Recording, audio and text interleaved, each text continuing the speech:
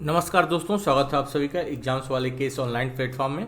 दोस्तों, आज के इस वीडियो में हम लोग यूपी ट्रिपल पेट जो आपका 28 अक्टूबर को एग्जाम्स हुआ है उसका हम लोग फर्स्ट शिफ्ट का और सेकेंड शिफ्ट का जितने भी जीके जीएस के क्वेश्चन पूछे गए हैं, टोटल आपका इस वीडियो में हम लोग 60 क्वेश्चन करने वाले हैं। तो टोटल एक शिफ्ट में 30 जीके जीएस का क्वेश्चन पूछा गया है, तो दोनों शिफ्ट का मिलाकर 60 क्वेश्चन हम लोग इस वीडियो में देखने वाले हैं। ये सभी क्वेश्चंस बहुत ही इंपॉर्टेंट है, आपका आने वाले एग्जाम्स में भी इसी तरह के क्वेश्चंस पूछे जाएंगे। तो सभी प्रश्नों को आप लोग एक एक करके जरूर देखिएगा, ये सभी क्वेश्चन बहुत ही इंपॉर्टेंट है। चलिए एक एक करके इन सभी प्रश्नों को हम लोग देख लेते हैं और इनका उत्तर भी हम लोग साथ साथ में करते जाएंगे। तो सबसे पहले हम लोग 28 अक्टूबर जो पहली शिफ्ट का क्वेश्चन है वे हम लोग देखने वाले हैं। तो पहला प्रश्न है, शिवाजी की मृत्यु के बाद मराठा राज्य में प्रभावित शक्ति चित्पावन ब्राह्मणों के एक परिवार के पास थी जिन्होंने शिवाजी के उत्तराधिकारियों को पेशवा के रूप में सेवा दी थी। कौन सा शहर मराठा साम्राज्य की राजधानी बन गया था? तो इसका सही आंसर है पुणे। पुणे आपका मराठा साम्राज्य की राजधानी बन गया था। अगला प्रश्न है, महावीर स्वामी को जिन के नाम से, यहाँ पे जिन है कि यहाँ पे थोड़ा डैश रहेगा, तो महावीर स्वामी को जिन के नाम से जाना जाता था। जिन का अर्थ क्या है? तो जिन का अर्थ होता है विजेता। अगला प्रश्न है, जैसा कि अशोक के शिलालेखों में उल्लेख किया गया है कि मौर्य साम्राज्य में राजधानी पाटलिपुत्र और अन्य 4 प्रांतीय के 2 सहित 5 प्रमुख राजनीतिक केंद्र थे। निम्नलिखित में से कौन सा प्रांतीय केंद्र नहीं था? तो इंद्रप्रस्थ आपका प्रांतीय केंद्र नहीं था। ये सभी क्वेश्चंस आज के एग्जाम्स में पूछे गए थे 28 अक्टूबर की पहली शिफ्ट में। ऋग्वेद में विश्वामित्र नामक एक ऋषि और किन 2 नदियों के बीच संवाद है? तो इसका सही उत्तर है व्यास और सतलज, इनके बीच में संवाद है। 1922 में कहाँ की सूबेदारी समाई राजा जय सिंह को दी गई थी? तो उनको आगरा की सूबेदारी दी गई थी। अगला प्रश्न है, निम्नलिखित में से किसने अपने सहयोगियों को यह महसूस करने के लिए प्रेरित किया था कि संविधान सभा ब्रिटिश निर्मित थी और ब्रिटिश योजनाओं पर काम कर रही थी जैसा कि ब्रिटिश चाहते थे इस पर काम किया जाए? तो इसका सही आंसर है सोमनाथ लाहिड़ी, इन्होंने महसूस किया था। अगला क्वेश्चन है, चित्तरंजन दास और मोतीलाल नेहरू ने परिषद राजनीति में वापसी पर बहस करने के लिए कांग्रेस के भीतर निम्नलिखित में से किसी राजनीतिक दल का गठन किया था? तो उसका सही आंसर कौन सा है? स्वराज पार्टी, इन्होंने स्वराज पार्टी का गठन किया था। अगला क्वेश्चन है, कांग्रेस का वह अधिवेशन कहाँ हुआ था जिसमें महात्मा गांधी ने अन्य नेताओं को खिलाफत के साथ साथ स्वराज के समर्थन में असहयोग आंदोलन शुरू करने की आवश्यकता के बारे में स्पष्ट किया था? तो इसका सही आंसर है कोलकाता। आप लोग कांग्रेस के सभी अधिवेशनों को एक बार जरूर देख लीजिएगा, ये बहुत ही इंपॉर्टेंट है, और जो गांधी जी से रिलेटेड है उसको भी आप लोग जरूर देखिएगा। निम्नलिखित में से कौन खुदाई खिदमत दर का संस्थापक था जिसे बादशाह खान के नाम से भी जाना जाता था? तो इसका सही आंसर है खान अब्दुल गफ्फार खान। 1913 में हिंदुस्तान गदर पार्टी का मुख्यालय कहां पर स्थित था? तो इसका सही आंसर है सैन फ्रांसिस्को, इसको लाला हरदयाल द्वारा गठित किया गया था। अगला क्वेश्चन जो आज के एग्जाम से पूछा गया है, उड़िया पठार भारत के निम्नलिखित में से किस राज्य में स्थित है? तो इसका सही आंसर है राजस्थान। शीत ऋतु की शुरुआत में तमिलनाडु के तटीय क्षेत्रों में वर्षा का क्या कारण है? तो इसका सही आंसर है शीतोष्ण चक्रवात। राजस्थान के जालोर जिले में किस प्रकार का ग्रेनाइट पाया जाता है? तो इसका सही आंसर है रोजी पिंक। पुर्तगालियों द्वारा निम्नलिखित बांदेल चर्च भारत के निम्नलिखित में से किस राज्य में स्थित है? तो ये आपका पश्चिम बंगाल में स्थित है। गन्ने के उचित और लाभकारी मूल्य को कौन मंजूरी देता है? तो आर्थिक मामले की कैबिनेट समिति द्वारा इसको मंजूरी दी जाती है। निम्नलिखित में से कौन सा एक भारतीय श्रम कानून और सामाजिक सुरक्षा उपाय है जिसका उद्देश्य काम करने का अधिकार गारंटी देता है? तो ये मनरेगा है जिसकी शुरुआत आपकी 2 फरवरी 2006 में आपकी की गई थी। स्वर्ण क्रांति भारत में निम्नलिखित में से किस कृषि क्षेत्र में विकास के लिए जिम्मेदार है? तो ये बागवानी के लिए जिम्मेदार है। अगला क्वेश्चन है, बीमा विनियामक और विकास प्राधिकरण का मुख्यालय कहाँ स्थित है? तो ये आपका हैदराबाद में स्थित है। निम्नलिखित में से कौन सा डिपॉजिटरी संस्थान एक प्रकार नहीं है? तो ये नाबार्ड आपका डिपॉजिटरी संस्थान का एक प्रकार नहीं है। भारतीय स्वतंत्रता अधिनियम 1947 की पारित होने के साथ भारत एक अधिराज्य बन गया और अधिराज्य विधानमंडल ने भारत सरकार अधिनियम 1935 की किस धारा के प्रावधानों के तहत 1947 से 1949 तक कानून बनाए थे? तो ये धारा 100 के तहत इन्होंने कानून बनाए थे। एक व्यक्ति जो संसद का सदस्य नहीं है उसे राष्ट्रपति द्वारा अधिकतम कितने महीने के लिए मंत्री के रूप में नियुक्त किया जा सकता है? तो अधिकतम 6 महीने तक वो मंत्री बन सकता है। उस उच्च न्यायालय का नाम बताइए जिसका क्षेत्राधिकार अंडमान और निकोबार द्वीप समूह के केंद्र शासित प्रदेश पर है। तो इसका सही आंसर है कलकत्ता उच्च न्यायालय। इसका अधिकार क्षेत्र अंडमान और निकोबार द्वीप समूह पर भी है। अगला क्वेश्चन जो आपका 28 अक्टूबर को पहली शिफ्ट में पूछा गया है, तो पंचायती राज संस्थानों के अस्तित्व के लिए भारत की संसद द्वारा 73वां और 74वां संविधान संशोधन अधिनियम कब पारित किया गया था? 3 दिसंबर 1992 में यह अधिनियम पारित किया गया था। और लागू कब हुआ था? तो 24 अप्रैल 1993 को ये लागू हुआ था। वर्ष 1928 में मोतीलाल नेहरू समिति द्वारा निम्नलिखित में से कौन सा अधिनियम प्रस्तावित किया गया था?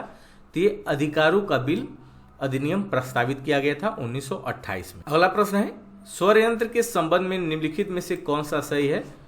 तो इसका सही उत्तर है यह उपस्थित में बना अंग है। निम्नलिखित में से कौन सा कार्बनिक यौगिक मानव शरीर में प्रोटोप्लाज्म को जमा देता है? तो इसका सही आंसर है मेथनॉल। ये आपका कार्बनिक यौगिक मानव शरीर में प्रोटोप्लाज्म को जमा देता है। अगला क्वेश्चन देखते हैं निम्नलिखित में से कौन सा आंतरिक सौरमंडल में स्थित एकमात्र बौना ग्रह है? तो इसका सही आंसर है सेरेस। ये आपका आंतरिक सौरमंडल में स्थित एकमात्र बौना ग्रह है।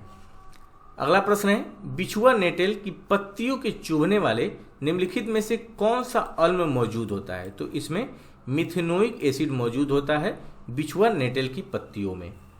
अगला प्रश्न है सिरोही, कुमुदिनी या लिली भारत में निम्नलिखित में से किस राज्य में पाई जाने वाली एकमात्र स्थल लिली है? तो इसका सही आंसर है मणिपुर। मणिपुर में ये पाई जाती है। और अगला प्रश्न है मिल्क ऑफ मैग्नीजिया किस प्रकार का कोलाइड है? तो ये 16 प्रकार का कोलाइड है।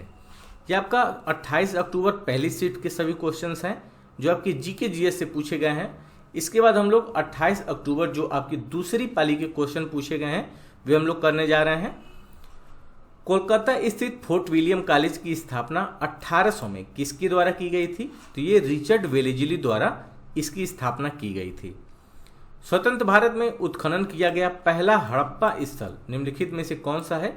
तो इसका सही आंसर है रोपड़। ये आपका स्वतंत्र भारत में उत्खनन करने जाने वाला पहला हड़प्पा स्थल है।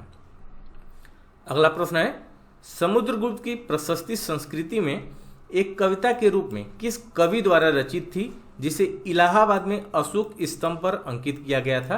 तो इसका सही आंसर है हरिसेन। हरिसेन द्वारा ये कविता अंकित की गई थी।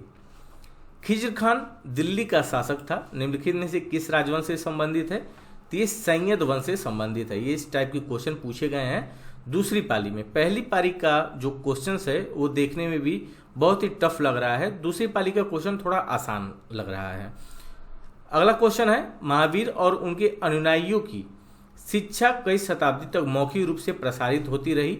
इन्हें लगभग 1500 वर्ष पहले लिखा गया था। वर्तमान में निम्नलिखित में से किस स्थान पर उपलब्ध है? तो ये वल्लभी गुजरात में उपलब्ध है। अगला क्वेश्चन देखते हैं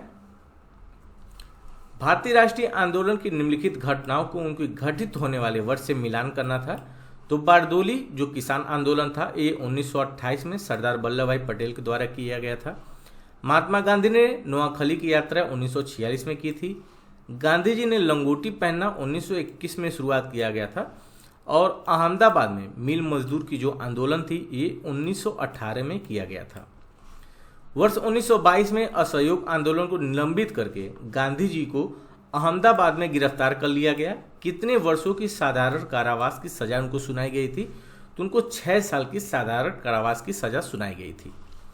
भारत सरकार अधिनियम 1935 में भारत के लिए ब्रिटिश संसद द्वारा पारित सबसे लंबा अधिनियम था। मूल रूप से पारित अधिनियम बहुत लंबा होने के कारण 2 अलग अलग अधिनियमों में विभाजित किया गया था, अर्थात भारत सरकार अधिनियम 1935 और दूसरा जो था आपका वर्मा सरकार अधिनियम 1935, इसमें ये विभाजित कर दिया गया था। अगला क्वेश्चन देखते हैं। बंगाल के विभाजन ने पूरे भारत में लोगों को क्रोधित कर दिया था और डेल्टा आंध्र में स्वदेशी आंदोलन हुआ था। इसे निम्नलिखित में से किस नाम से जानते हैं? तो इसे वंदे भारत आंदोलन के नाम से जानते हैं। निम्नलिखित में से किसे भूरा कोयला भी कहा जाता है? तो लिग्नाइट को आपका भूरा कोयला भी कहा जाता है। मिट्टी के कणों और चट्टानों की दरारों के बीच का सारा स्थान पानी से भरा होता है। इस परत की उभरी सीमा को क्या कहते हैं? तो इसको जल तालिका कहा जाता है। 13 जून 1943 को सुभाष चंद्र बोस निम्नलिखित में से किसके निमंत्रण पर पूर्वी एशिया आए थे? तो इसका सही आंसर है रास बिहारी बोस। इनके निमंत्रण पर ये पूर्वी एशिया गए थे। हिमालय का कौन सा भाग नदियों द्वारा लाई गई संगठित जलस्तर से बना है? तो ये शिवालिक रेंज से बना हुआ है। अगला प्रश्न है, भारत में एशिया का पहला निर्यात प्रसंस्करण क्षेत्र कहाँ स्थापित किया गया था? तो ये कांदला गुजरात में आपका स्थापित किया गया था। अल नीनो एक जटिल मौसम में प्रणाली है जो हर 3 से 7 साल में एक बार दिखाई देती है। यह अल नीनो शब्द का क्या अर्थ है? तो इसका शब्द का अर्थ है बाल मसीह। अल नीनो शब्द का अर्थ है बाल मसीह। निम्नलिखित में से किस रेगिस्तान में 250 मीटर तक ऊंचे बड़े रेत के टीले हैं और पृथ्वी पर रेतीले रेगिस्तान का सबसे बड़ा सहित क्षेत्र है? तो इसका सही आंसर है रब अल खली रेगिस्तान। रब अल खली रेगिस्तान 250 मीटर ऊंचे तक के रेत के टीले हैं। अपने पहले चरण के दौरान ऑपरेशन फ्लड ने भारत के 18 प्रमुख दुग्ध शेडों को भारत के 4 प्रमुख महानगरीय शहरों में उपभोक्ताओं के साथ जुड़ा। निम्नलिखित में से कौन सा शहर इस ऑपरेशन का हिस्सा नहीं था? तो बेंगलुरु इस ऑपरेशन का हिस्सा नहीं था। बाकी ऑप्शन में जो भी हैं वे सभी इसके हिस्से थे। अगला प्रश्न देखते हैं जो आपका 28 अक्टूबर दूसरी पाली में पूछा गया है। पंचवर्षीय योजना की किस संस्करण का उद्देश्य खाद्यान्न उत्पादन में तेजी लाना, रोजगार के अवसर को बढ़ाना, खाद्य कार्य और उत्पादकता पर ध्यान केंद्रित करते हुए उत्पादकता बढ़ाना था और बहुत सफल भी ये हुआ था। तो ये कौन सा संस्करण था? तो ये 7वां संस्करण था। आप लोग कमेंट करके जरूर बताइएगा इसका जो समय है वो कौन सा है। निम्नलिखित में से कौन भारतीय आर्थिक नियोजन के जनक माने जाते हैं? तो एम विश्वेश्वरैया ये आपके भारतीय आर्थिक नियोजन के जनक माने जाते हैं। अगला प्रश्न है, स्वतंत्र भारत के प्रथम मुख्य चुनाव आयुक्त कौन थे? तो सुकुमार सेन। बहुत ही आसान है, सुकुमार सेन प्रमुख मुख्य चुनाव आयुक्त हैं ये प्रथम स्वतंत्र भारत के। अगला प्रश्न है, समान पारिश्रमिक अधिनियम 1976 की किस अध्याय में पुरुष और महिलाओं श्रमिकों को समान दरों पर पारिश्रमिक का भुगतान और अन्य मामले शामिल हैं? तो ये अध्याय 2 में आपका शामिल है अधिनियम 1976 के। अगला प्रश्न देखते हैं, जीएसटी की कौन सी प्रमुख विशेषता क्रेडिट के निर्बाध प्रवाह की अनुमति देता है और अंतिम उपभोक्ता पर कर के बोझ को कम करती है? तो ये इनपुट क्रेडिट कर ये आपका प्रमुख विशेषता है क्रेडिट के निर्बाध प्रवाह की। निम्नलिखित में से किस मामले पर अकेले केंद्रीय विधानमंडल के पास कानून बनाने की शक्ति है जिसे अवशिष्ट शक्तियों के रूप से जाना जाता है? तो आपका साइबर कानून है। साइबर कानून सिर्फ केंद्रीय विधानमंडल के पास इसकी अधिकार है, यह अवशिष्ट शक्ति है। निम्नलिखित में किस जानवर में अच्छी तरह से विकसित जल संवहनीय तंत्र होता है? तो स्टार फिश के पास अच्छी तरह से विकसित जल संवहनीय तंत्र होता है। अगला प्रश्न है, किस चालक का प्रतिरोध निम्नलिखित में से किस कारक पर निर्भर नहीं करता है? तो चालक का पदार्थ जो होता है वो आपके प्रतिरोध पर निर्भर नहीं करता है। अगला प्रश्न है, भारतीय संविधान के किस अनुच्छेद में शामिल है कि राज्यपाल विधानसभा को संबोधित कर सकते हैं, राज्यपाल सदन को संदेश भेज सकते हैं? तो ये अनुच्छेद 176 में ये प्रावधान है।